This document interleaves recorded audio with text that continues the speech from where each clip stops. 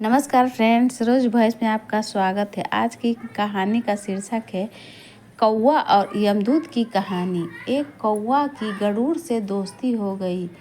दोनों काफ़ी समय साथ गुजारे थे। उनमें मित्रता इतनी गहरी हो गई थी कि आपस में कभी कोई बात नहीं छिपाते थे। एक दिन दोनों एक नदी के किनारे पेड़ पर बैठे बातें कर रहे थे। तभी एक यमदूत उधर से गुजरा। वो कौवे को देखकर मुस्कुराया। गरुड़ और कौवे ने उस यमदूत को अनदेखा किया और अपनी बातों में लग गए। लेकिन अगले दिन फिर वही हुआ। दोनों बातें कर रहे थे। तभी वो यमदूत फिर उधर से गुजरा। वो फिर कौवे को देखकर मुस्कुराया। इस बार कौवे को कुछ शंका हुई। उसने गरुड़ से कहा कि ये यमदूत मुझे देखकर कल भी मुस्कुराया था और आज भी वैसे ही मुस्कुराया। कुछ गड़बड़ है। हो सकता है मेरी मृत्यु आने वाली है। गरुड़ ने उसे समझाया कि ऐसा कुछ नहीं है, ये एक संजोग भी हो सकता है।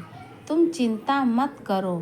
2-3 और ऐसे ही निकले। रोज यमदूत कौवे को देखकर मुस्कुराता। अब तो कौवे को यकीन हो गया कि निश्चित ही मेरी मौत नज़दीक है। उसने गरुड़ से कहा, मित्र, मैं मरना नहीं चाहता, लेकिन ये यमदूत जरूर 1-2 दिन में मेरे प्राण निकाल कर ले जाएगा। ये रोज ही मुझे देखकर मुस्कुराता है। गरुड़ को भी लगा कि हो सकता है कौवे का शक सही हो। उसने कौवे को धैर्य बंधाया। गरुड़ ने कौवे से कहा, तुम चिंता मत करो मित्र, मैं तुम्हें यहाँ से इतनी दूर ले जाऊँगा कि ये यमदूत तुम्हें दिखाई ही न देगा। गरुड़ ने कौवे को अपनी पीठ पर बैठाया और उसे जंगल से हजारों किलोमीटर दूर कैलाश पर्वत पर ले गए। दोनों को अब ये डर नहीं रहा कि यहाँ कोई उन्हें परेशान कर सकता है।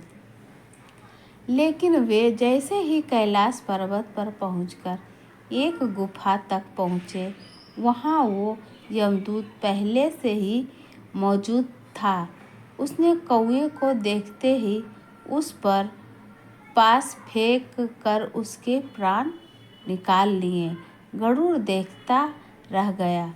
उसने यमदूत से पूछा, तुमने इसे क्यों मारा? यमदूत ने कहा कि इसकी मौत इसी समय लिखी थी, इसीलिए इसके प्राण निकाल लिए। गरुड़ ने फिर पूछा, तो फिर तुम उसे देखकर उस जंगल में मुस्कुराते क्यों थे? इसे मारना ही था तो वहीं मार देते।